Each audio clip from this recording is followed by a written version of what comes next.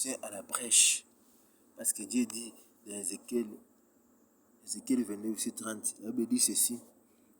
Je cherche parmi eux un homme qui élève un mur, qui se tient à la brèche devant ma face,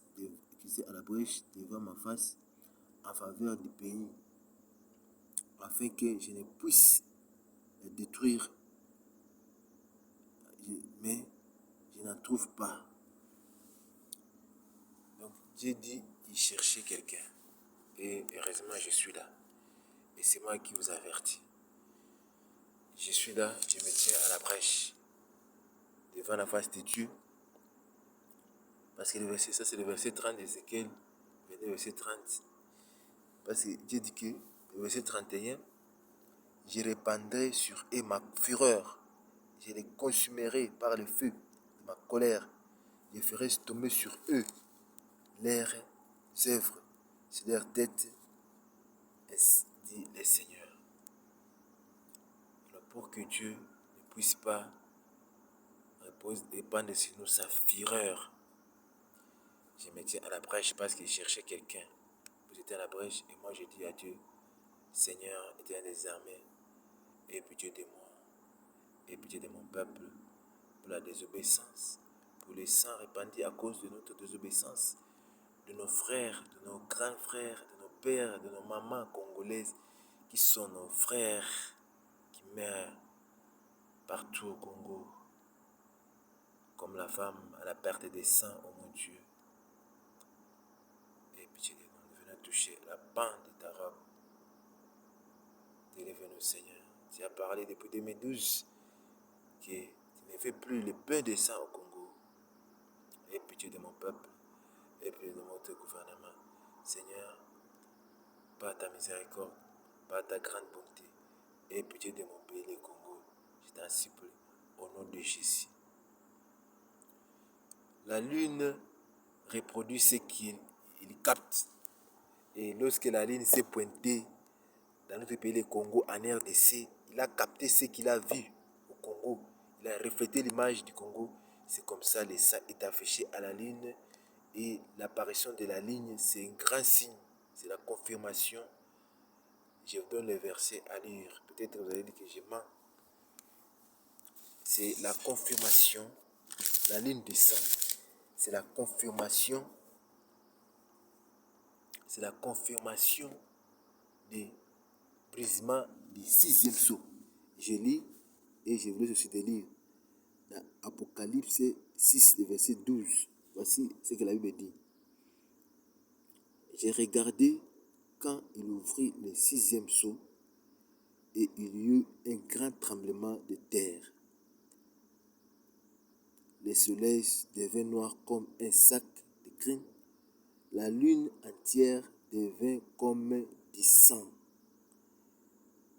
Lisez dans Apocalypse chapitre 6, à commencer par le verset 12. Les brisements du sixième sceau. Je parlais, je disais que non. Dans Conférence 69, Dieu est en train de briser les sceaux. Et voici les signes. Parmi les signes, il y a la lune du sang. Et c'est ce qui s'était produit ce jour-là en date du 7-8. C'est la confirmation du brisement du sixième sceau. Donc quand les sceaux sont brisés, il y a des mystères que Dieu brise et révèle. C'est le temps d'écouter des mystères que Dieu commence à révéler. Et c'est par là que nous allons comprendre ce qu'il va accomplir. Je ne sais pas si je me suis bien fait comprendre. S'il y a quelqu'un qui a des questions par rapport à ce que je viens de révéler, il peut nous écrire inbox, soit nous écrire sur WhatsApp. Nous allons continuer à démontrer à la limite de la parole de Dieu. Je vous donne les versets qui vous pouvez rester lire. Lisez Joël chapitre 2. Commencez par le verset 28 et jusqu'au verset 31. Vous allez voir que parler des signes que Dieu devait produire dans les cieux. Ce n'est pas un fait de hasard, c'est l'accomplissement de Joël, des 28 à 31 et des Actes chapitre 2 à partir du verset 15, là où l'apôtre Paul expliquait, c'est toujours le même texte de Joël, c'est répété dans Actes chapitre 2, commençant par le verset 15, c'est là où l'apôtre Pierre expliquait aux gens qui disaient qu'ils sont ivres. Il a dit qu'ils ne sont pas ivres du vin, mais c'est l'accomplissement de Joël dès 28, là où le Seigneur Jésus-Christ avait dit, je répandrai de mon esprit sur toute chair. Vos jeunes gens prophétiseront, vos vieillards auront des songes. Dieu a dit, mais même si mes serviteurs et servantes, il va répandre son esprit. Son esprit, par là je comprends maintenant aujourd'hui, comme il a déjà brisé les sceaux, il a déjà mis les mystères, il a déjà ouvrir la pénétration des mystères. Là on peut comprendre maintenant que répandre son esprit, c'est-à-dire que par là je comprends que Dieu lui-même va agir, parce que ce n'est pas par la force, ni par la puissance que Dieu agit, c'est ce qui est écrit dans Zacharie, mais c'est par son esprit. Pendant que nous avons abandonné la sainte doctrine, pendant que l'Église est constatée par des fidélités, l'Église est devenue trop affantée du fait qu'on a abandonné la sanctification, on a abandonné la sainte doctrine, donc c'est vide, donc il y a beaucoup de désordre. C'est pendant que l'Esprit Saint-Esprit lui-même prend soin de son œuvre, Dieu lui-même commence à agir par son esprit. Dieu agit par son esprit et l'Esprit de Dieu, c'est Jésus-Christ lui-même.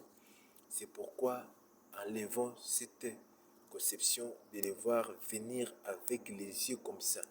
Parce que le Seigneur Jésus-Christ est déjà venu à nous en esprit.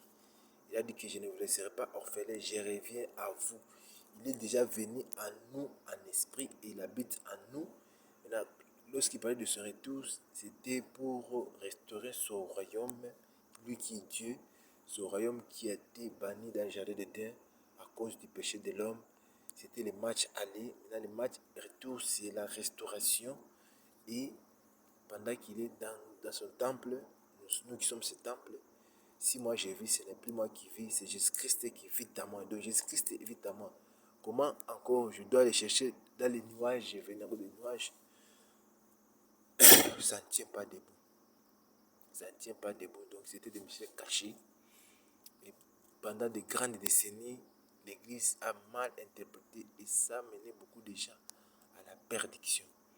Retournons à la sainte doctrine, retournons à la vérité pour comprendre et comment prier pour vivre la volonté de Dieu. Nous allons continuer. Nous nous mettons aujourd'hui à cette 5e partie d'explication. Dès que nous terminons à expliquer et à nous rappeler, c'est à ce moment-là que nous allons continuer avec le 70e semaine de Daniel.